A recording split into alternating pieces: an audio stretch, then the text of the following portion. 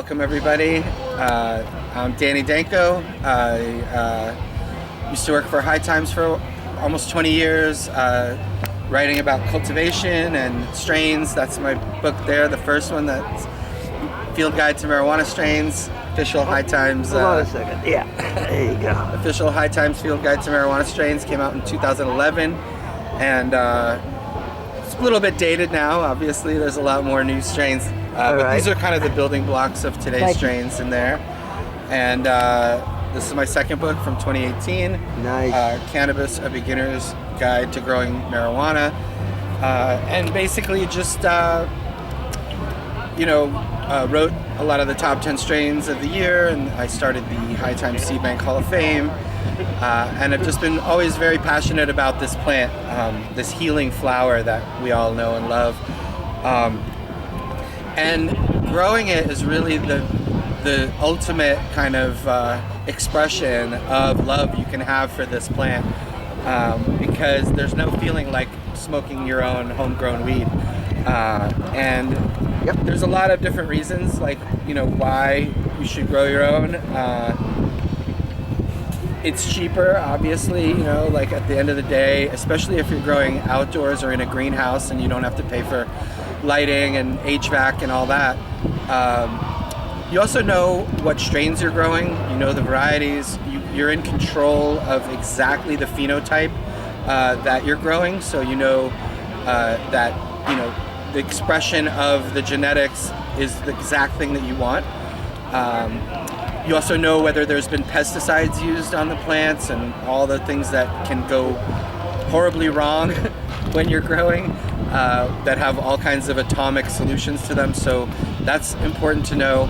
And then one big thing that is my biggest pet peeve in cannabis is, or at least in cultivation, is overfeeding. I think a lot of weed is overfed. And you can overfeed plants pretty easily, and they won't die, they'll just get overfed. And by that I mean, like, you'll see burnt leaf tips and things like that. You'll see that even in High Times magazines, in the close-ups of the buds, there's burnt leaf tips, and that's a sure sign that the plant has been overfed. And you can flush for 2 weeks at the end, and everybody should, for the most part. But if you've been overfeeding for 2 or 3 months and you flush for 2 weeks, you're not really going to accomplish much. And the problem with overfeeding is the flower doesn't burn properly.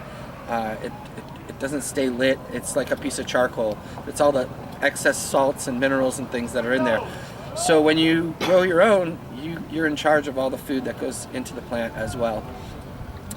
So all of those things, are great reasons why you should grow your own, but ultimately it's really just fun. It's really enjoyable thing to do, and if you're gonna have a hobby, it's one that really does give back tremendously to you, and all the perks of that come with that are, you get all the trim and the sugar leaf, and you can make edibles, and you can make concentrates, you can make ice water hash, you can make topicals. I mean, there's just an endless list of things you can do. And ultimately, if you're growing in living soil and you're reusing soil and using less inputs and basically just adding organic material on top, you can really save a lot of money on bottled nutrients and things like that as well, because you're creating a whole living system there, soil food web with microbes and bacteria and beneficial insects and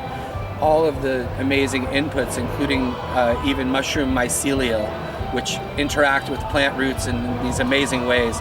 So that's really why you should grow your own.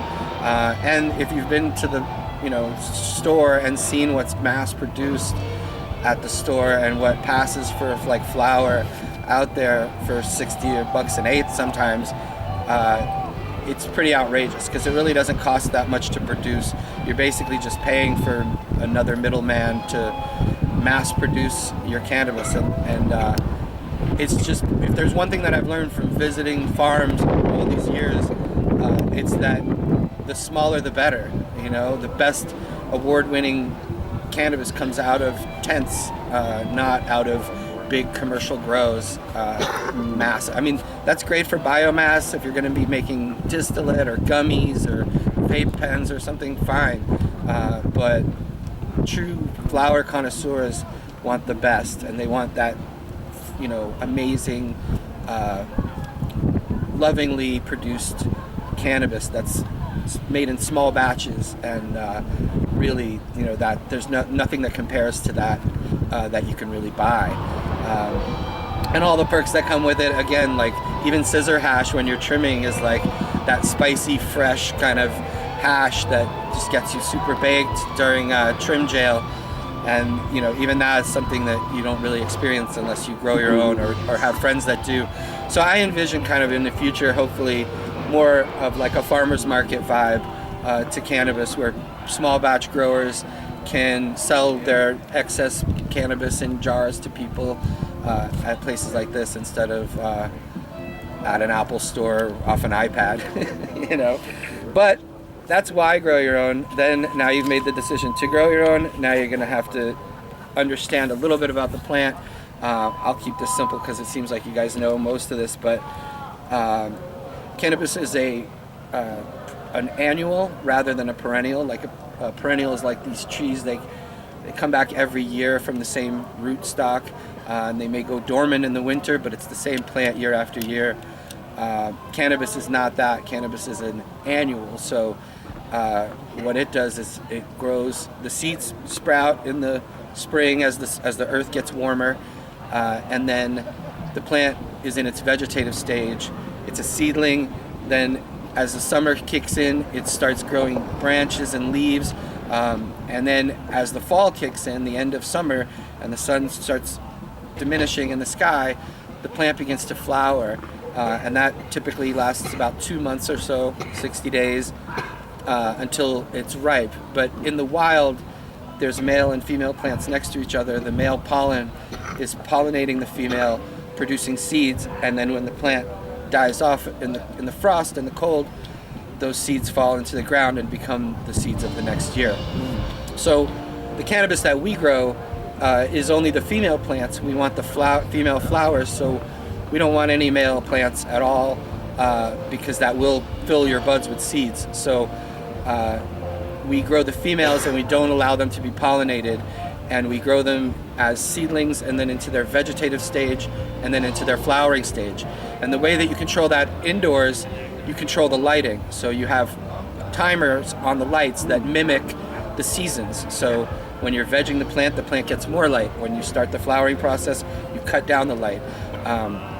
So you're basically just recreating indoors what would naturally happen outdoors, and you're eliminating the males from the equation, so there's no seeds. That ultimately, at the end of that, when the plant finishes and you're ready to harvest, you cut down the flowers and you dry them and then you cure them, and that becomes your cannabis. So that's the basics of it. The way photosynthesis works, plant takes in light and uses the roots to pull in foods and converts that light energy into cells that create plant growth, takes in carbon dioxide and gives off oxygen. Opposite to us, we take in oxygen and give off carbon dioxide. So it's a relationship that we have with the plants. There's also a mycelial relationship we'll talk about too, where the fungus mycelial strands also play a role in the roots of the plants, and there's a beneficial relationship there too. So that's something to keep in mind. Now, that's how photosynthesis works. And so when you're growing, you're basically, all these things are links in a chain. So like the amount of light the plant is getting, the amount of food, the amount of fresh air, all of those things are links in a chain. And if any one of them is broken, the chain is broken. If all of them are dialed in, everything is good. So that's basically the beginning kind of understanding of how the plant grows and photosynthesis. You're now going to have to choose where you're going to grow. Most people don't necessarily have space outside to grow. Ideally, you get free sunshine outside. If you have a place with full sun, that's a great thing to do. You just have to time it out properly so that you plant your seeds, or you take your clones in the winter, or as the winter's ending, Keep them indoors under lights until you're ready to put them outside. However large you want to make them is how far back you need to go, but you're mimicking, you're outdoors, you're just taking advantage of the season. So you plant in the spring, you veg in the summer, you flower in the fall, and you harvest. Indoors, you control the lighting, so you create that summer and winter, and you can grow up to 4. Some people even can grow maybe 5 crops in a year, but 4 is reasonable with like a 1-month veg, 2-month flower, decent sized plants. 5. I recommend for beginners just basic 5-gallon buckets that you would get at like a Home Depot. Cut holes in the bottom, fill them with a nice loose airy soilless mix basically, and hand water them. That's really the easiest way to get started. If you're growing indoors, you can grow in a closet, you can grow in a room that you convert into a grow room. I think the best thing is to grow in a tent, because the tent is really easy to set up, really easy to take down. They come in all different sizes, from very small to 10 by 10s, and the tent really gives you a lot of control. They're light tight already, so you don't have to worry about light leaks and things. They're purpose built for growing, so there's holes built in for fans and exhaust fans and things. The lighting has hooks to hang it from, and so to me the tent is the best option really for indoor growers. And ultimately you may want to have more than one tent. If you want to be self-sufficient, you need a veg tent for your clones and your mother plants and your plants in their vegetative stage, and you have a larger tent for your flowering plants, and you just kind of shuffle them through from the veg tent to the flower tent, and then you're self-sufficient. You're taking clones of mother plants, or you're putting your seedlings into the one tent, and as you're harvesting, you're putting new plants in to the flowering tent. That's a really efficient way to do it, and you're in control of the lighting of each tent. And that's really ultimately, I think, the easiest. One person can put a tent up and take it down if necessary. You got in-laws coming to visit or whatever, you want to move it around, you can move it around. I think the tent is really the best option. There's also grow boxes you can buy. They're very expensive, but there's a lot of automation there if that's your thing. But I think the tents are great, and a lot of times they'll come as a kit with a whole hydroponic system inside the thing. Don't buy all of that. You just need the tent, the light, the fans. You don't need the expensive plastic machinery unless you're really heading in that hydro direction and you really want to grow hydroponically. Some people prefer it, but I think for beginners it's not nearly as forgiving as just hand watering buckets of soil. Whatever size tent you buy, you want it to be the right size for the space that you have and that sort of thing, the right light for that size tent. So lighting, is changing a lot. LED lights are becoming very, very efficient and really good for growing, because they don't create as much heat. They don't use as much electricity as high intensity discharge lighting like high pressure sodiums and metal halides. Those get very hot, and they burn a lot of electricity.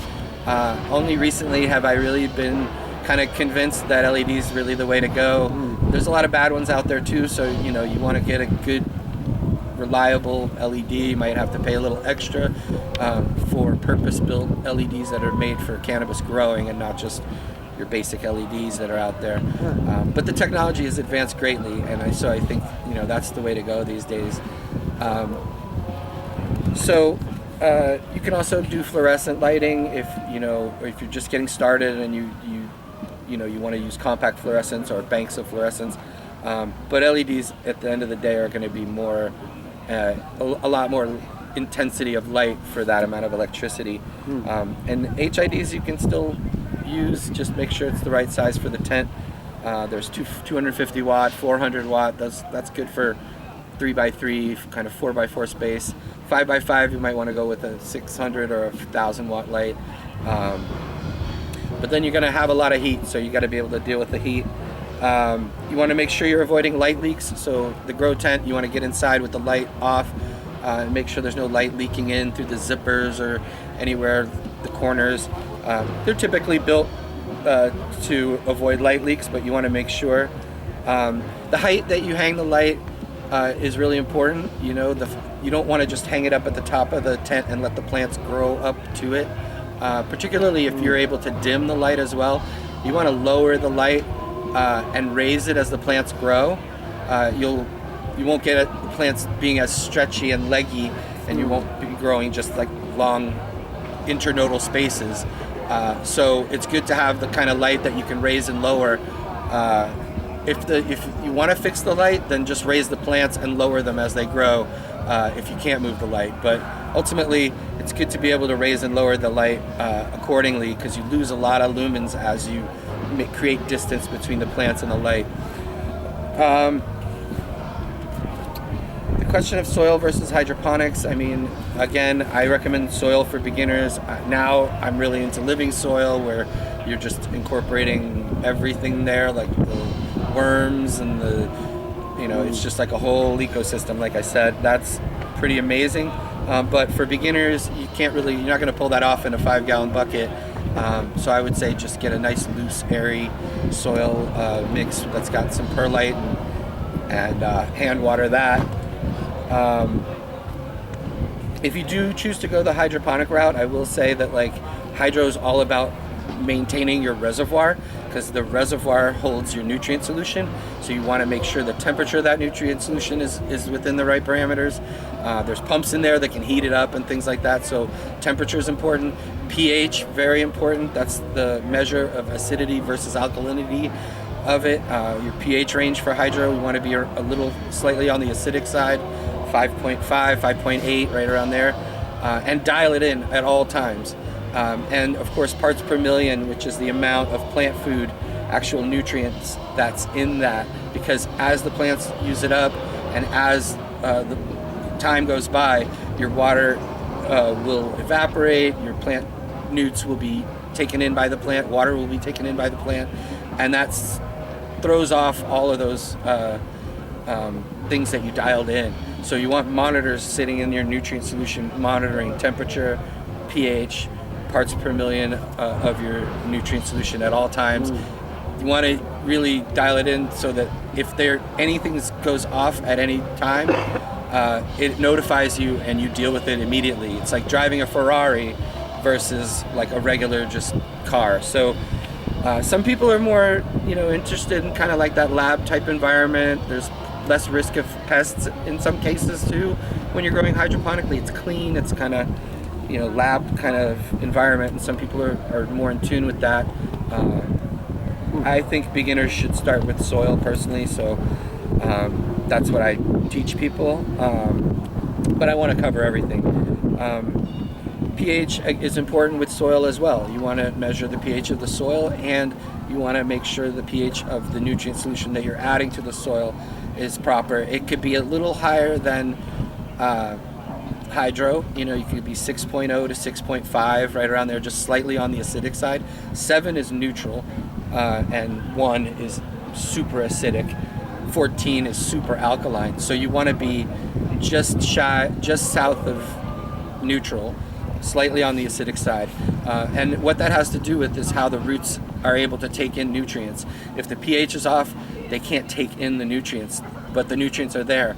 So you misdiagnose the issue as a nutrient deficiency, and you start adding nutrients. Now you're making an even more toxic environment, because you're not fixing the pH you're just adding more nutrient.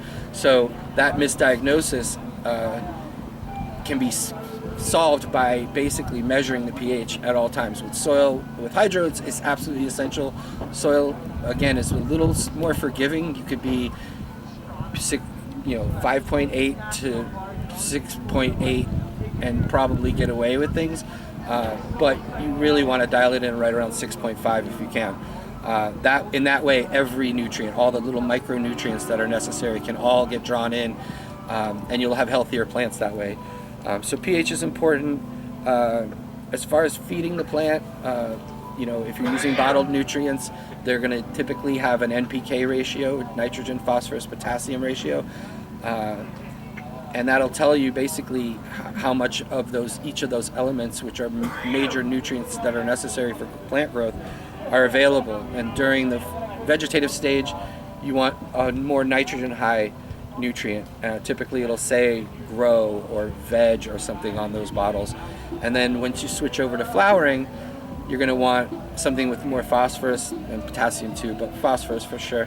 And that's going to typically say something like bloom or flower or something like along those lines. So that you do have to feed the plant differently during the different stages of life. And there's also micronutrients that are also important to provide to your plants. Calcium and magnesium are the two big ones, but there's a lot of other ones, iron and tons of ones that you just need a few parts per million, but they need to be there for proper growth. Again, avoid overfeeding. I can't say this enough, but like if you do see the burnt leaves, dial it back, flush with plain water, and kind of start over at half strength. I would almost always recommend using like a quarter to half strength of any nutrient before you bump it up, because you can always add more, but it's really harder to take away. And I'd say that for overwatering as well. You know, if a plant starts drooping because you're underwatering it, you solve that problem very quickly by giving the plant water. Within half an hour to an hour, the leaves aren't drooping anymore and the plant bounces right back. But if you overwater, now you just gotta wait, and it takes a lot longer to fix that problem. So err on the side of caution with watering and with feeding the plant. You know, that's, you know, you can overdo it, and it's important. It's better to underdo it than overdo it with both of those things. The other thing you need to know is you really have to control the environment inside the tent, and by that I mean the temperature and the humidity level. Relative humidity. So you want to have like temperature, digital temperature monitor and humidity monitored at all times. A lot of these you can set them so that if things get too hot or too cold, or humidity gets out of whack, it'll alert you on your phone and let you know. But this is very important. It's something a lot of people ignore because they think, you know, there's air in there, there's you know, the plants are growing, so everything's fine, but you don't want to get up over 80 degrees really inside your tent. You don't want to get obviously under, you know, 50 or 55 or so. Ideally, you know, want it to be around 70 degrees if you can. 68 to 70 is like perfect. Different stages of growth. The plant kind of prefers a little more heat during the vegging stage, and especially if when you're cloning or when there's seedlings, humidity can be a little higher, 60% relative humidity, but you really want it to be around 50% most of the time. You can get a little higher. Then as the plant's flowering, maybe we want to dial that back to 40%, just to avoid things like powdery mildew if it's a little too humid. But very important to control. So, you know, you're either going to need an air conditioner probably in the room that your tent is in, that you can coordinate to make sure that the temps don't get too hot, or you're also going to probably want a humidifier. Some people might need a dehumidifier if they live in a very humid area. But those are things you kind of have to control and dial in for proper plant growth. And then also circulating the air. You want to have just a fan, several fans if possible, that are just oscillating, moving air around inside the room, and that just keeps the air from being stagnant. That's when you get problems with powdery mildew and mold. And again, the plant's breathing in CO2, so if the plant uses up all the CO2 at leaf surface level, it just stops growing. But if the air is moving around, there's more of those CO2 molecules getting to the leaf surface, and the plant keeps growing. So it's nice to see the plants kind of moving around a little bit from oscillating fans. It's good to air it out, and de-leafing in the middle of the plant too, just to let airflow get under plants is good.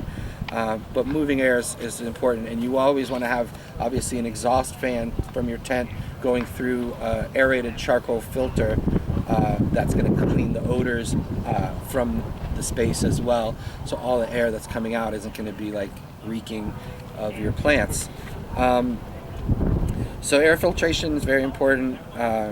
you want to filter the air that's coming into your space too. You bring in air low and you take out the air up high because heat rises in the tent. So you're taking that hot spent air and blowing it out, and you're bringing fresh cool air in, at a lower level. But you want to filter that air too. You don't want to be bringing in bugs and things like that. So that's all important as far as safety and security. You don't want to go over electrically anywhere near what you're rated for. Typical 15 amp circuit should be able to handle a 10 or 2, especially if you're using LEDs. But every little bit of electricity counts. So the fans, the pumps, whatever you got in there is adding on to that thing. So keep that in mind. You can also suppress noise and vibration by putting things like fans onto rubber and ways that there's different kind of ways to suppress them. And any tubing that you use coming into the tent or out of the tent, you want to have that tubing be fairly straight. Every bend in that tubing is slowing down air and reducing the cubic feet per minute that your fan is capable of pulling through it. And obviously the charcoal filter is slowing that air down as well. So keep that in mind. Don't have a lot of bends in the tubing. Strains and genetics I'm not going to get too deep into, except just to say that most of what we grow are hybrids that typically take about 55 days to flower, 60 days, 65 days. So you're looking at about 2 months of flowering time. There's some more sativa dominant varieties that'll take a lot longer. A few more indica dominant ones that'll be 45, 50 days, but you're typically looking at about 2 months of flowering time. And choosing the right strain is basically, just about personal preference and what you want to grow. So it's really up to you kind of what you want to grow. But just to know that there's differences of the different seeds that you buy. There's regular seeds, which could be male or female plants coming out. So you got to monitor that to make sure you catch the males before they flower and pollinate, pollinate your females. You got some time there, but you just know that if you're buying regular seeds, you're also going to spend some time growing male plants that you're going to have to kill. If they're F1 hybrids, you have the advantage of the first filial stage, hybrid vigor, meaning the plants will be really strong, stronger than even sometimes their parentage. But there's going to be maybe some variety there as well, different phenotypes to pick from. And that's interesting if you're going to be choosing them for mother plants and things like that, which we'll get into. And I do recommend regular seeds if you're going to be growing out mother plants. But you also have feminized seeds. So feminized seeds have been bred by the grower to grow only female plants. There's a lot of varieties there as well, and lots of things you can do with feminized seeds. And if you're just going to be growing in one tent and all you have space for is 3x3 or 4x4 tent, then feminized seeds are great because you're not wasting any time and space with males. You can also grow auto-flowering plants. Get auto-flowering seeds, which basically will flower automatically. They get to a certain height and they just flower automatically.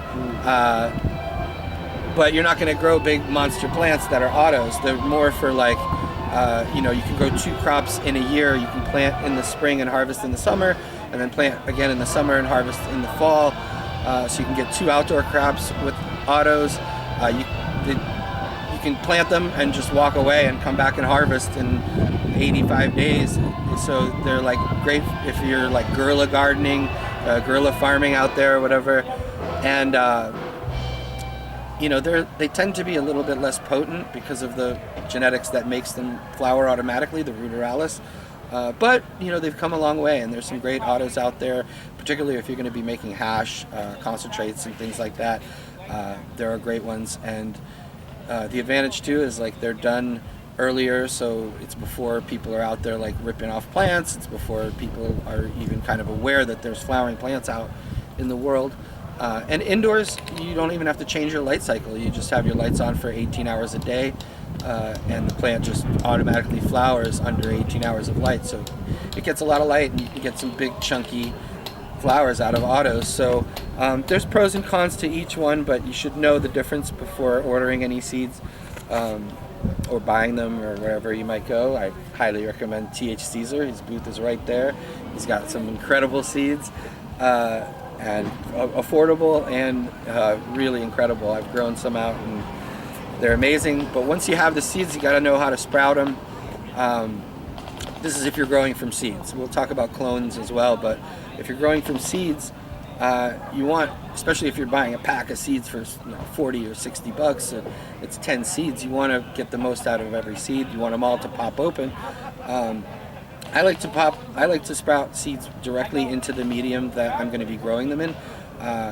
So I'll just dig trays, same as I do with clones, and I'll put those plugs, or I'll put soil in the trays, moisten that soil or the plugs, pH it to around 6.5 or so. You could use plain water. I could use a very, very mild nutrient solution, and just soak them until they're soaked, but not totally waterlogged. You don't want them sitting in water. And poke a little hole, half inch down into the soil, drop a seed into each one, cover that up, tamp it down a little bit, so the seed's covered, and put it under fluorescent lights. I like to use the plastic trays with the clear lids and domes on it. That keeps the moisture in there, encourages the seedling to sprout. Put that under like a bank of fluorescents, and basically as soon as that seed sprouts open, you need to keep it under light. And once I get them out of the plugs, I put them into like solo cups with more soil in the cup there, with holes popped in the bottom, and that's basically what I veg in. I either will go in the solo cup for a week or two, and then into a 1 gallon container if I got time and I feel like it, or I'll go from the solo cup straight into the 5 gallon that I'm going to be flowering in. If it's a shorter veg time, you can go 2-3 weeks in a solo cup and get a nice healthy seedling that's ready to go into a larger container. The key with seeds is, you want a humid environment, and you want that level of moisture to be there. You don't want this medium to dry out entirely. You don't want it to be like soaking in water, so it's like too wet. The seed will rot and the roots will rot. But you should get your seed popped open. The key is also just to get it, as soon as you see any green, get it under light. It doesn't need light to sprout, but once it does sprout, it needs to be under light. And the closer that light, if it's fluorescence, it could just be an inch or two off the top. The closer the light, the better, because every inch or so that seed stretches is like a foot or so later on. So if you want a nice short stocky plant that's got like branches starting early and it doesn't need to be staked up, then keep that light real close to the seedling.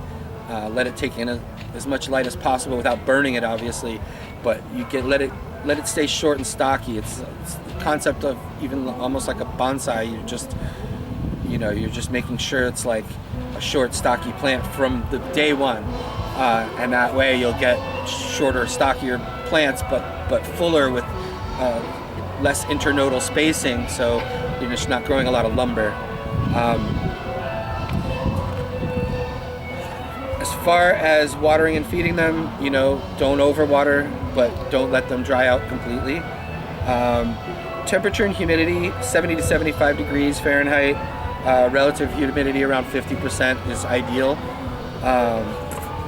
If you're growing from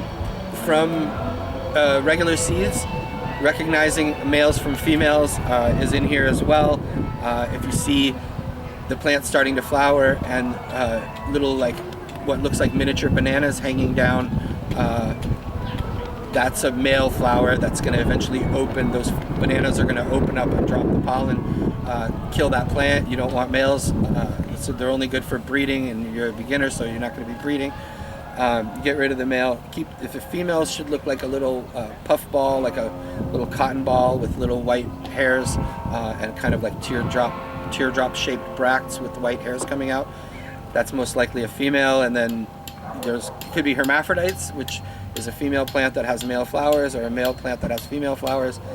So something to keep an eye on, and make sure you don't have little bananas coming out of like a female flower.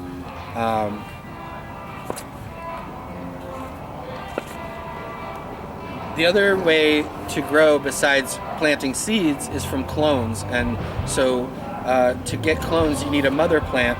If you're not buying a seedling or a rooted clone, you need a mother plant to take those clones off of. So the mother plant needs to be in its vegetative stage. You don't want a flowering mother plant.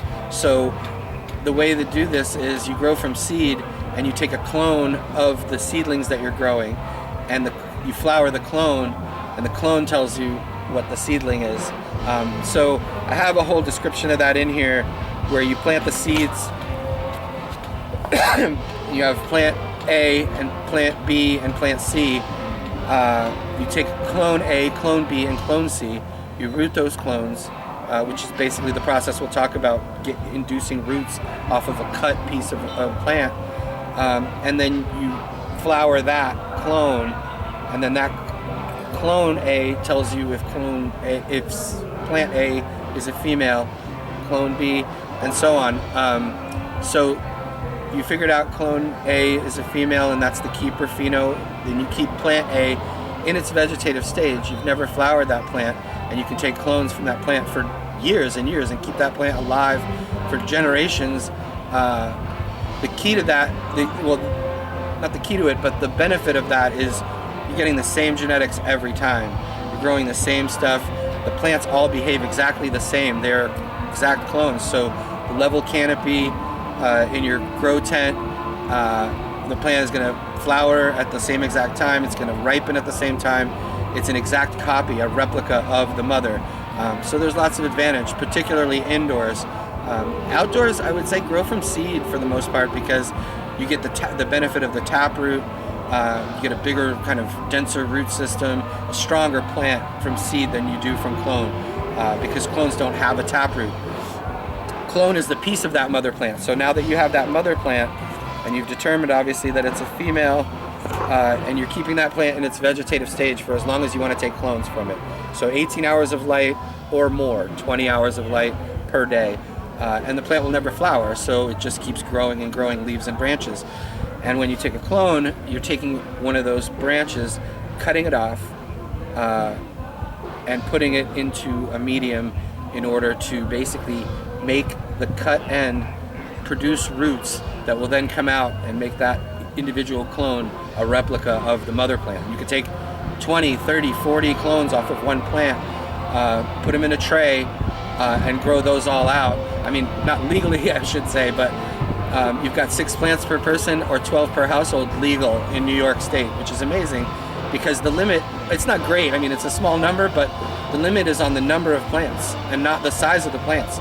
So you just grow bigger plants, and by controlling the vegetative stage, you can do that. You just keep the light on longer, and the plant stays in that stage. The key to that is large containers, so more root, more fruit. So you do need the longer you grow a plant, the bigger the root system, the more space you need. So you may want to go with a 10-gallon or even a 30-gallon container, and really veg it out for a month or two, and get a huge plant. Some people do this with screen of green systems, where they'll grow one plant, veg it for 2-3 months, and keep training it into different spaces, and get pounds from one plant.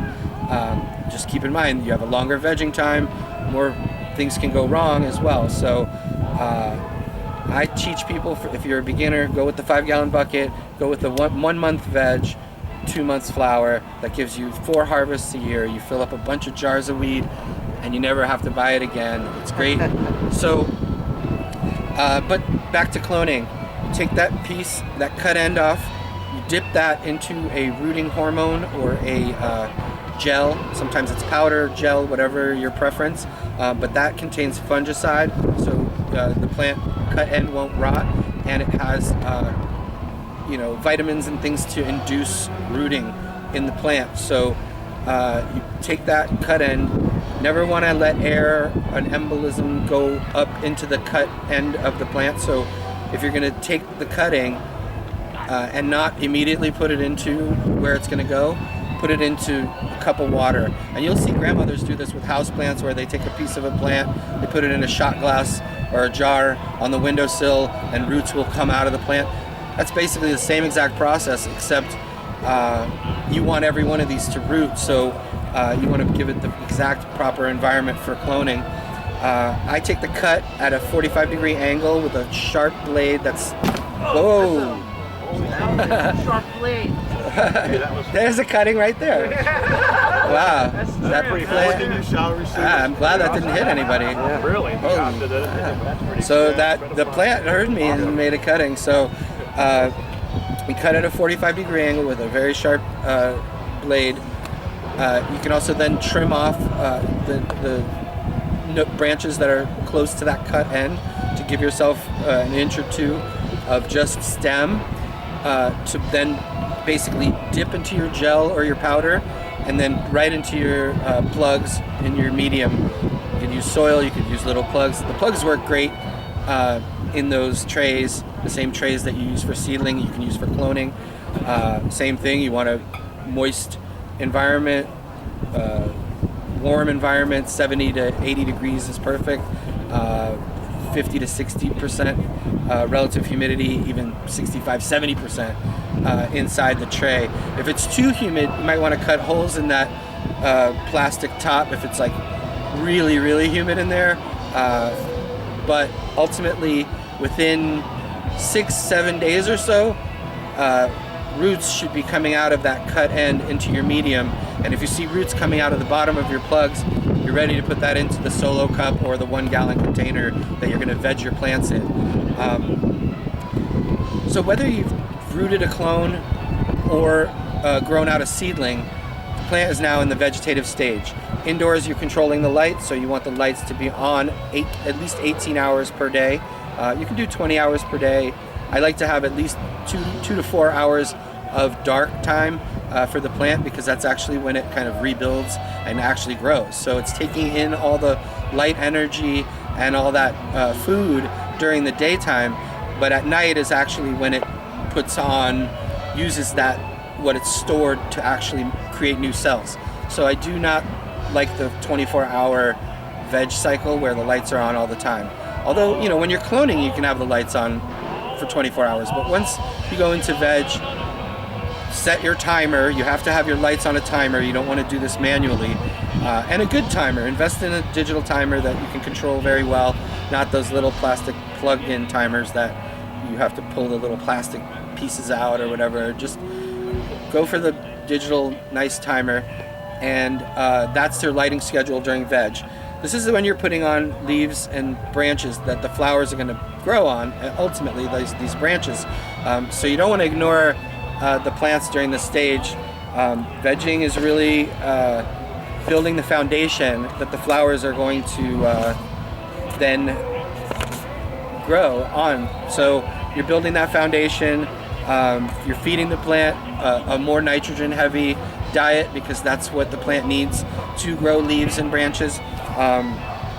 You can foliar feed at this time as well if you'd like, which is basically like misting the plant with a nutrient solution, mild nutrient solution, or a compost tea that you brew yourself, basically just by aerating compost in water, obviously, but for oxygenating that for 24 hours sort of activates all the beneficial microbes and bacteria in there. And there's all kinds of different brews you can brew. I mean, you can really go deep into this, as some of us know, into like the KNF Korean nutrient formulas, and brewing all of these different batches of your own newts, and it's a deep rabbit hole to go into, but it's amazing because, again, it's less inputs, less bottles you have to buy at the store. It's a lot cleaner. It's really like a closed loop kind of system, which is pretty amazing. But foliar you don't want to do during flowering, so it's a good thing. It kind of cleans the leaves off too. Get the underside of the leaves too. That's where pests and things like to hide. But the plant can actually absorb that nutrient solution through the stomata and things. So it's always a good idea. Give them a nice spray. You don't want to foliar. You want to protect the light, obviously, when you're spraying and doing foliar. And you don't want to foliar feed once the plant starts forming flowers. You just don't want water getting into the buds and maybe causing issues with mold or bud rot or any of that. So vegging is also the time to transplant your plant. If you're in that 16-ounce cup, the solo cup, and you want to go into a 1 gallon or a 2 gallon container, now's the time to do it. Because you don't want to transplant plants during the flowering stage. It just, the transplant shock that they go through just slows everything down, and they have to recover. It takes at least 2 or 3 days, sometimes up to 5 or 6 days, even if you're gentle. So transplanting is easy. You just prepare your new container with fresh soil, get it nice and moist and everything ready to go. Moisten the plant you're transplanting to keep that root ball together. Flip it over carefully, get that cup off, and then gently put that into your new, the hole in your new soil. You can loosen it up too if it's like really root bound. Just loosen up the roots gently with your fingers. I like to put some microbes and things that help promote root growth into that hole as well. Pop that plant in there, backfill, with soil. It's a good time to actually also maybe plant the plant a little deeper if you did have the plant stretch. And basically that's it. Just water it in, and within a few days those roots will recover from the shock and start going into that new fresh soil, and you'll see like a burst of growth right there and then, because that's all fresh new soil for those roots. So it's a great thing to do. It's important to do. The bigger the container, the bigger your plant's going to be, and the longer you veg it, the bigger your plant's going to be. So I recommend a gallon of container size for every week you plan to veg the plants. So you go 5 weeks, 5 gallon container. You want to go 10 weeks, 10 gallon container. That's pretty much where you're going to dial it in and not have your plant be too root bound. Because once the plant becomes root bound, it really ceases growth. The roots are sending a message to the plant up top saying like, okay, this is all the space we have. Relax, chill out. We're not going to keep going. So you will kind of want to time it and catch it right when the roots kind of reach the bottom of your container. That's a perfect time to transplant. When you see the roots popping out of the bottom, that you transplant right then and there. Boom, you're into a bigger container. Those roots take off, and again, you don't want to do that during flowering. So the last transplant you want to do about 2 weeks or so before you start your flowering cycle. So if you're going into 5 gallon or 10 gallon, do that about 2 weeks before you plan to cut the light cycle. And that's how you start the flowering cycle indoors. So it's also the time for pinching, pruning, training, any kind of training techniques that you want to get, make the plant bigger. There's all different ways to do that. There's screen of green, where you're putting like a chicken wire or trellising at canopy level and bending branches into all the different holes. There's lots of different things you can do, but you don't want to pinch and prune and train during the flowering stage. So this is the time to get all that done and create a bigger plant so you get a bigger yield. The cannabis wants, in nature, it grows like a Christmas tree. So with one main cola at the top and a bunch of secondary branches. But once you start pinching and pruning, that main cola stays a main cola if you leave it there, but all those other secondary branches become main colas too. And so you're getting like more of like a Hanukkah bush instead of a Christmas tree, but lots of a much bigger yield from that. So trainings, pruning, all that, I've got a whole like how-to on that. But you want to cease doing that also about a week or two before you start flowering, because once you have all those flowering sites there, you don't want to pinch and prune them, because they're each going to be their own thing. And so you can top the plant by cutting these branches. You can hang weights on them to kind of hang them down and give them more light. But the more light they get, the bigger they're going to grow. And so training really does help. Now you're done with with the vegetative stage, and you want to start the flowering stage indoors. You do this by changing your light timer from 12 hours on to 12 hours, from 18 hours on and 6 hours off, or 20 hours on and 4 hours off, to 12 hours on and 12 hours off. So you're basically just half the day the plants get light and half the day it's dark. And you do that with the timer, and you can also schedule that for times that you're going to be in the grow room, for instance. If you want to do like 6 a.m. to 6 p.m., and that's the time when you're around, or if you're at work or you're out at certain times, you might want to schedule it differently. Even if it's too hot in the summertime, you might want to schedule your lights to come on at night instead of during the day, because the temperatures are down. There's lots of different ways you can do it, but any way you do it, it's 12 hours on, 12 hours off, and you do not want to interrupt that dark cycle. Very important. The 12 hours of darkness needs to remain dark, so no going in there with flashlights or lights or anything like that. So that's why it's important to, in an emergency, you can use a green light, basically like a light with a green tint to it, because the plant won't take in green light. But that's something really, I would say, for emergencies only. You want to be working on the plants. If you're going in there, you want to be doing that during the time that the light is on, and you never want to interrupt the darkness with any light. What happens is the plant freaks out. It can hermaphrodite, it can cause all kinds of issues. It could go back into the vegetative stage, and you'll get like branches coming out of flowers and things. So it just freaks the plant out. You don't want to do it. This is why it's important to have a timer and make sure it's 12 hours on, 12 hours off. Within a week or two of that, 12 hours on, 12 hours off, you'll see the plant will cease to stretch. It'll stretch for the first week or two. It's look like it's still in the vegetative stage. And then that'll slow down, and you'll start seeing the little puff balls forming at the ends of all your flowering sites. Little white cotton balls with little teardrop-shaped bracts that we talked about, with those white hairs coming out of it. And that's your sign that the flowering has begun. And that's usually typically about a week or so. Sometimes plants take a little longer to show flowers if they're sativa-dominant plants, but typically you should see that. If you don't see that, something's wrong with the light cycle.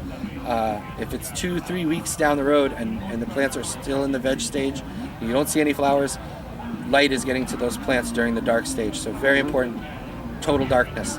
Now the flowers are forming. The food is going to change as well. You're going to go to a more phosphorus and potassium heavy diet, because now you're not building fan leaves and branches, you're building flowers, and they require a different set of nutrients. So you can't feed the same food to your plant throughout all the stages. I like to divide the flowering stage into kind of 3 stages. That first, if you're dealing with, let's say, an 8-week plant, there's the first 2 weeks, which is the transition from veg to flower. You don't really need to feed the plant super heavy during this time. It's kind of just starting to figure out that it's flowering time. It's not forming big, huge flowers yet, so it doesn't need that punch yet. So you're just kind of transitioning that stage. Then there's like the 2 to 6 week stage, which is kind of where you're feeding a little more heavy. This is when I would use any kind of additives and things, bat guano, things like that are really good for flowering plants. Bat guano is a great one. But there's, this is where you bump it up. You're forming flowers, you see them forming. This is where you can bump up the newts a bit and really start building those flowers. You don't want to overdo it. You see those burnt leaf tips, dial it down, but the plant is going to use a lot of nutrients because it's forming flowers. You're going to see possible even nitrogen deficiencies. If you see the leaves start to yellow, bump up the nitrogen. And plants still need nitrogen during flowering, even though it's not the main thing that they need. And then there's the final kind of 2 weeks, 6 to 8 week period where you're dialing everything down, you're flushing the plants with plain water, you're really just trying to get those fall colors going. The fade is beautiful, like there's nothing, you want to see some yellowing towards the end. You want to see that red fall kind of, because that shows that the chlorophyll is being, kind of leached out and your plant is ripening. So that's the period where you're going to be flushing.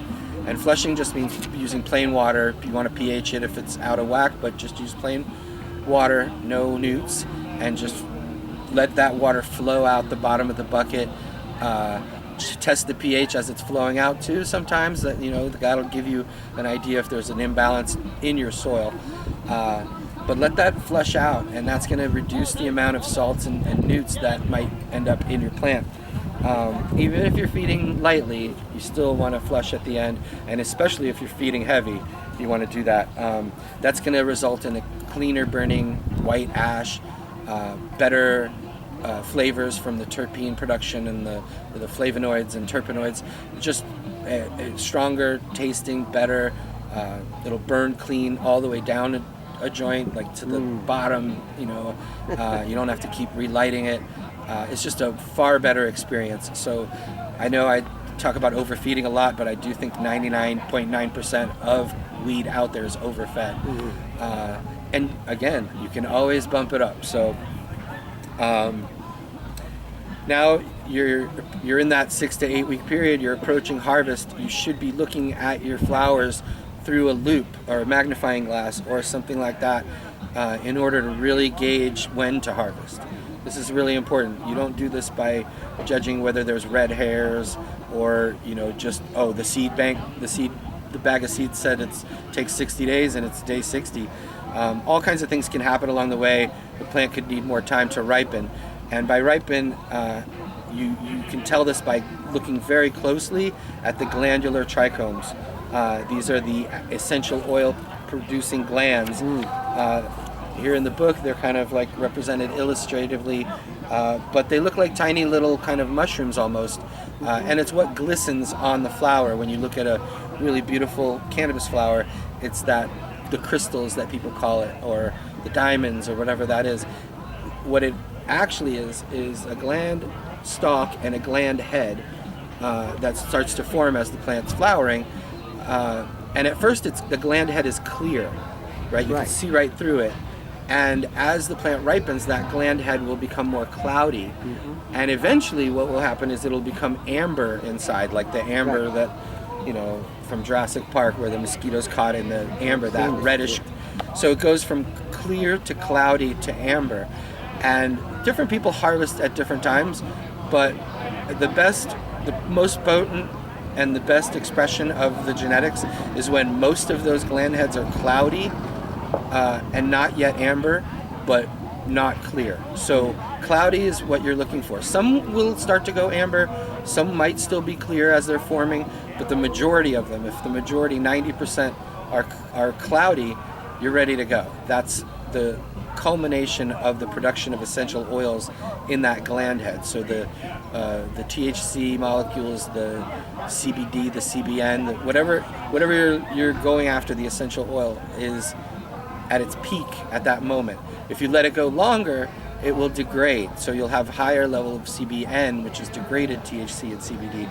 So some people like that. They like it to be a little more lethargic, and CBN is what puts you to sleep. So depending, some people will say, like Soma in Amsterdam says, if you think it's ready, wait another week. They like to let it go a little longer. But what you don't want to do is harvest early when they're too clear, because they really haven't produced all of the essential oils, and the terpenoids and the flavonoids aren't at peak at that point. Some people have to harvest early when they're growing outdoors. If they get signs of powdery mildew, bud rot, and things like that, you can make hash with that. It's going to be a little lighter color of the hash. A lot of hash makers like to harvest early because they get a lighter color to their concentrate.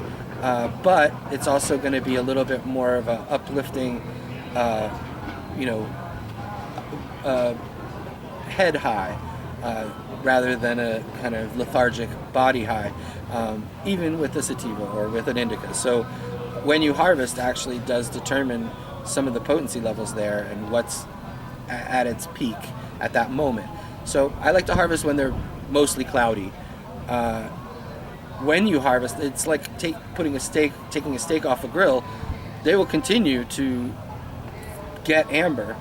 So if they're mostly cloudy and you just see a few amber ones, by the time they've dried, you'll see that there's more amber ones over that time. So it will continue to ripen, but mostly cloudy. Now, how to harvest? If you grow big plants, you're going to need to be able to cut through a nice big chunky stalk. So you'll need something very sharp and strong. But for trimming, you want something smaller and lighter. I like the ones that bounce back with a spring, because if you're trimming a lot, you don't want that carpal tunnel. I like to take down branches. Basically, if it's a plant that's taller than 3 feet or so, what I will do is I'll go from the top 1 branch down. So at the first branch from the top, I'll cut there, and basically I'll have that branch as where I hang the plant on that V that comes out of that branch. And then you just go down branch by branch like that, and you basically just hold the end of the branch in your hand. Before I hang it, I like to do, there's 2 different ways to do this. Some people do a wet trim, some people do a dry trim. It just involves a little more work to do the dry trim because you're doing 2 trims. A wet trim involves basically trimming the fan leaves and the sugar leaf off before you dry. I like to do the dry trim, which is take off the fan leaves, leave the sugar leaves on, hang the plant to dry. I don't like to dry flat out on racks or any kind of things like that. I like to hang dry the plants. You don't get flat spots, you don't get any kind of issues with that. So I hang that branch with some of that trim still on there, just cutting off the fan leaves. And what happens is as those leaves dry out, they sort of curl up and dry in and sort of protect the flower. Some people call that a farmer trim. But then before you put them into your jars for curing, you do a secondary trim where you trim a lot of the fan leaf, not fan leaves, but the sugar leaf off, and get those little like crow's feet or chicken feet of the leaves that were like fan leaf butt ends of the fan leaf, I guess. Get that out of there, and then cut those individual flowers off and put them into jars. So hang dry on the branch and then do a secondary before you cure. And the curing process, so let's talk about drying first. You're hang drying the plant branch by branch on strings or however you have to hang in the air. You want that room to be cold, below 70. 65 is ideal, 60s maybe even better if you can do it, but it's hard to make a room 60 degrees at certain times of the year. But if you can get it to 65, cold is better.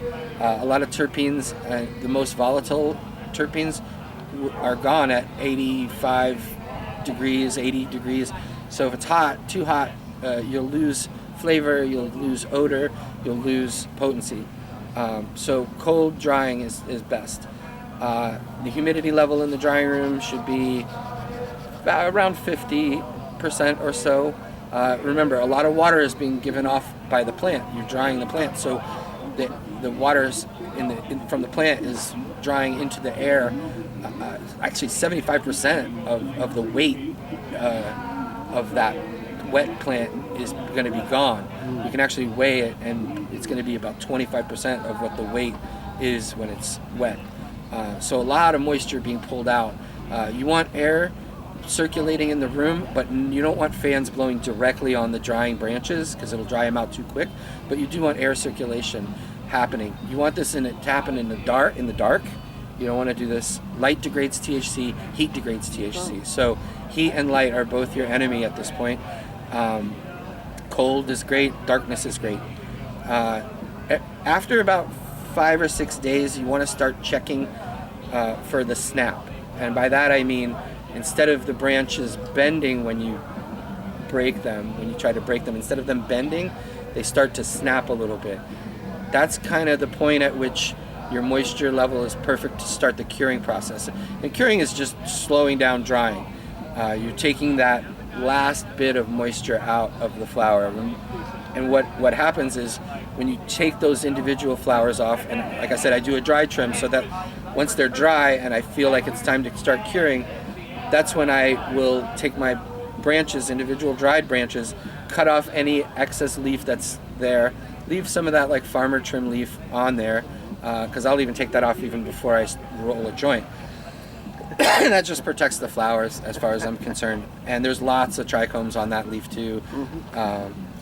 And once you take those individual buds off, you clip them off, you put them into your glass jar. You want to cure in a glass jar, preferably a dark, opaque glass jar in a cool, dark place.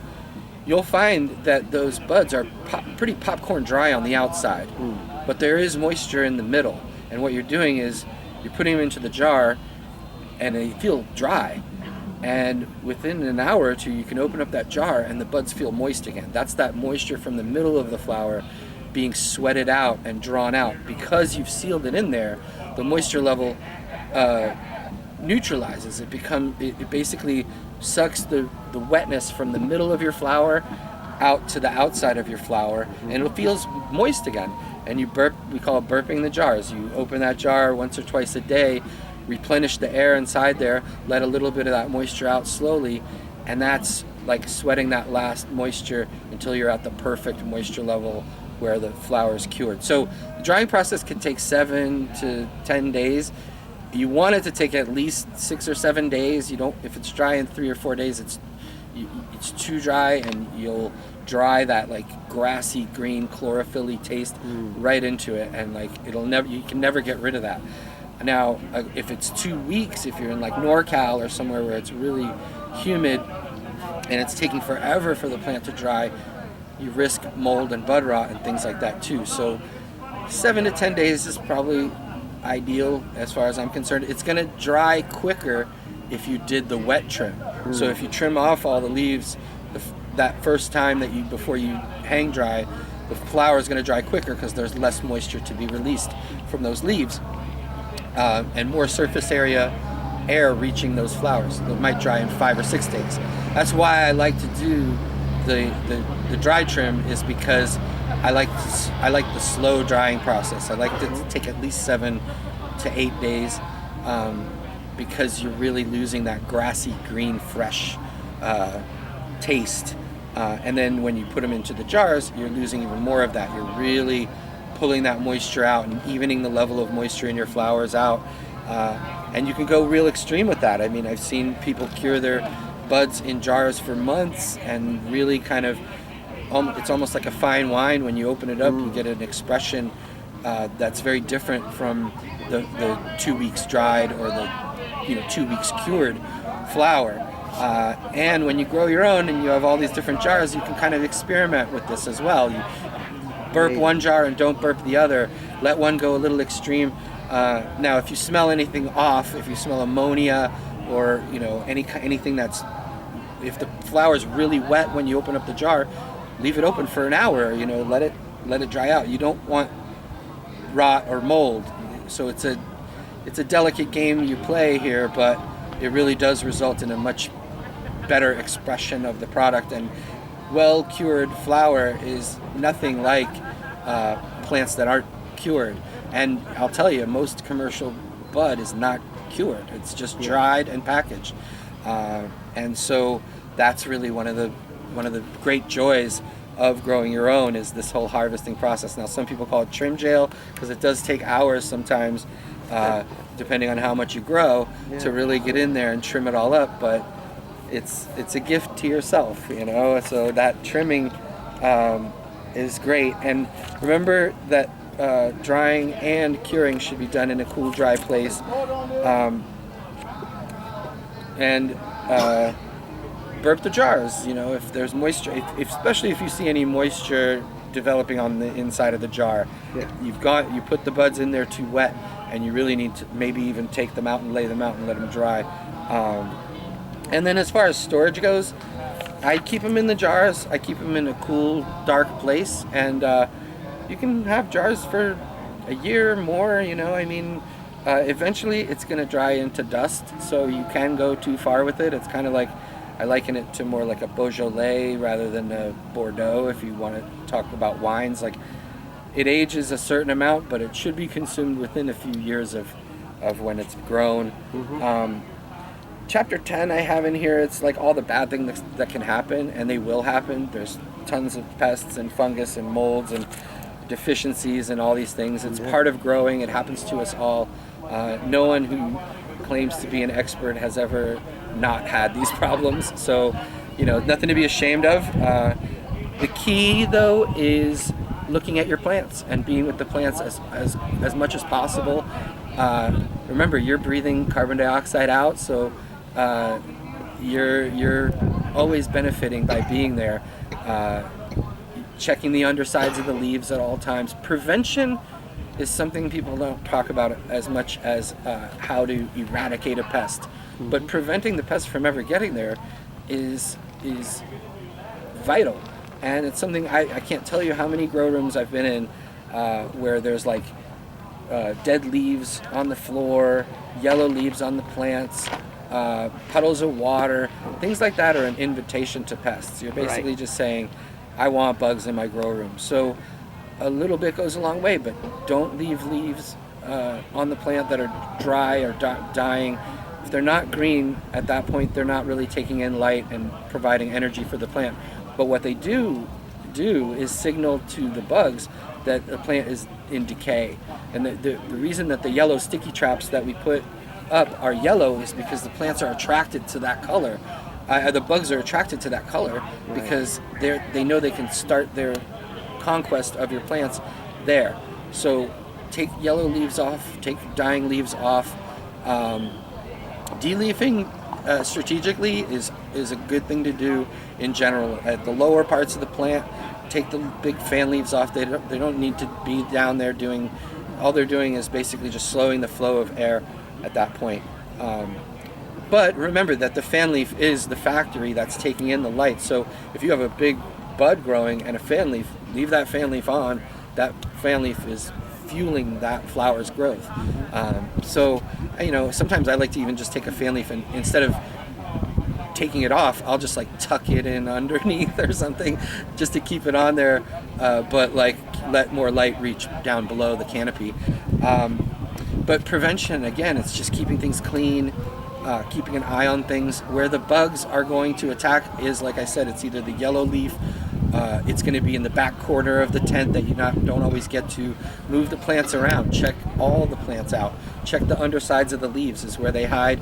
Check the crevasse between where the leaf meets the stem. They love to hide in there, thrips and things like that. Some of these things are microscopic. You really got to get in there with the loupe to see. If you see dots on the leaves, white dots on the leaves, it's a sure sign of spider mites. Typically, they're going to be underneath the leaf. If they get a foothold and they start building webs and things like that, you're done for. Like they're born pregnant. They attack and attack and attack. If you provide them with the food, they'll eat it. Things you can do to prevent, again, is also releasing predatory mites and insects.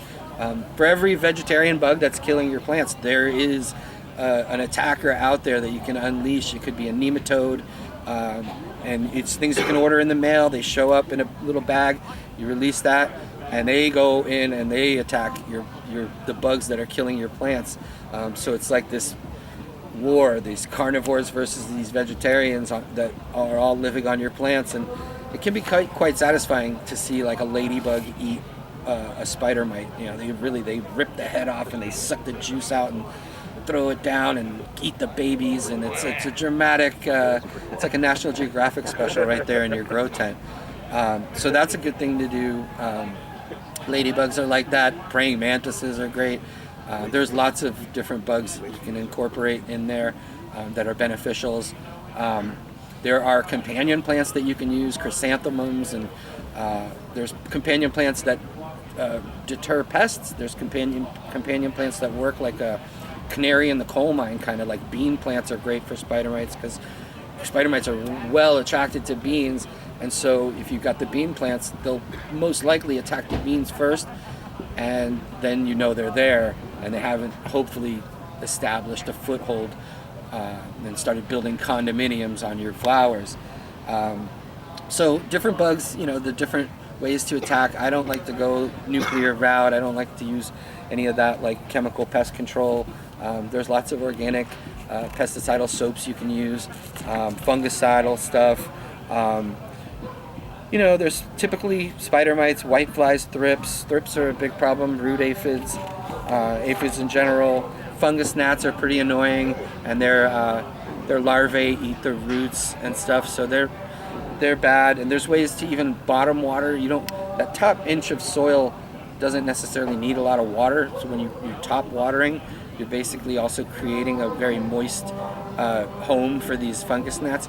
You could set that same bucket into a tray of nutrient solution and let that plant soak up what it needs, and in that way you're not overwatering the whole top area where there's not a huge amount of roots, and that top half-inch layer is where they all live, and that's their home, and then they attack your plant and then they come back. So that's a good one. Mulch helps too. If you put some mulch on the top, that'll discourage fungus gnats and things.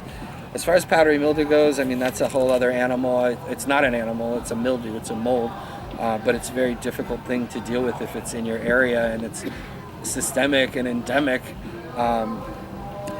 Nutrient deficiencies, we talked about yellow leaves is typically nitrogen, but there's all different kinds, and whether they start from the middle of the leaf or the outside of the leaf or the veins of the leaf, or the different ones present in different ways, so that's important. Anytime you think you have a nutrient deficiency, first check the pH, make sure to rule that out, and then deal with it. If pH is not an issue, then it's definitely the nutrient deficiency. Sometimes plants just get diseases and die. That's another thing you just gotta, that's a crazy one. But you're gonna have all these problems. Not every harvest is gonna go perfectly, but and if enough of them do, like I said, if you're getting 4 a year and you're filling up a bunch of jars, it's pretty amazing. There's nothing like smoking cannabis you created from thin air. I call it modern day alchemy. The alchemists were trying to turn lead into gold. I don't think any of them ever actually succeeded, but here we're taking seeds and light and air and food, and we're creating this incredible medicine. Turning it into Acapulco gold. In Acapulco gold, exactly. We're creating this incredible medicine that works in so many ways. We're only scratching the surface of what this flower is capable of because of prohibition. And now that you can grow 6 plants legally, you don't really even have anything to worry about. It's fun, it's enjoyable, it's the gift that keeps on giving. And, going back to the modern day alchemy thing, it's like you can dig for gold, and that's basically like, going to dispensaries trying to find incredible weed. You're gonna dig around a lot to find something you really, really like. If you're a connoisseur, if you're an aficionado, if you're a medical patient that needs a certain thing, there's renaming this and they're growing that, and they're growing it in such bulk that there's no love put into it. So you're digging for gold that way. You can sell shovels, basically. That's like owning a grow store or something like that, and all of that. Or you can basically create gold out of thin air and not have to worry about what it costs. Give it away, give it to patients, give it to your grandma that it helps her sleep, and that's the last chapter of the book. After the buzzkill of all the pests is concentrates, edibles, tinctures, and topicals. These are all the other great things you can do with the trim. The sugar leaf that you trimmed off, you can make hash, you can make butter, you can make oils. I've got recipes in here for tinctures using alcohol. If you don't want to use alcohol, you can use glycerin. There's a glycerin tincture recipe. Can of butter recipe in here if you want to do that. Ice water hash, rosin, all the solventless ways you can make these incredible dabbable concentrates. I would stay away, obviously, from like butane and things like that. Leave that to the chemists. That's solvent extractions, explosive gas. So that I would not recommend. Certainly not for beginners or anyone who doesn't have a chemistry degree and a lot of backup. A laboratory, basically. topicals, there's a salve recipe in here for making a basic salve. The benefits are just so much outweigh the cons these days. And again, it's to make another metaphor. The difference is like Kobe beef versus like Costco hamburger. They're both the same thing, but that Kobe beef, I mean, that cow was like massaged and fed beer, and like, you see the striations and the fat levels and all the, it's a more lovingly produced product is going to result in a greater experience. So whether you're growing indoors or outdoors or ultimately, I think the greenhouse is great. If you can get a greenhouse and you can actually heat the greenhouse, a greenhouse attached to your home, for instance, you can grow year round in a greenhouse. Take advantage of the sunlight when you've got it, but supplement with light when you need it. And then you can also do light deprivation in the summertime where you're blacking out the greenhouse.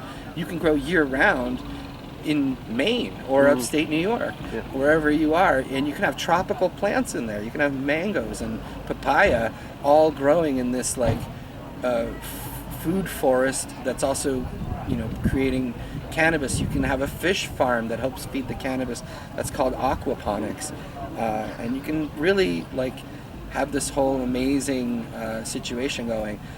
But at the end of the day, even if you're in an apartment and you've got your veg tent, small little veg tent with your clones and your vegging plants, and then your 3x3 smaller than a refrigerator flowering tent, and never buy weed again, right? And have the highest quality, and be able, like I said, to give it away. The reason my first podcast was called Free Weed is because there's no reason that this stuff should cost even $200 an ounce.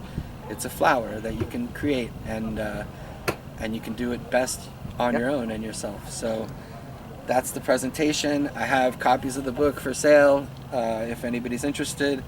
I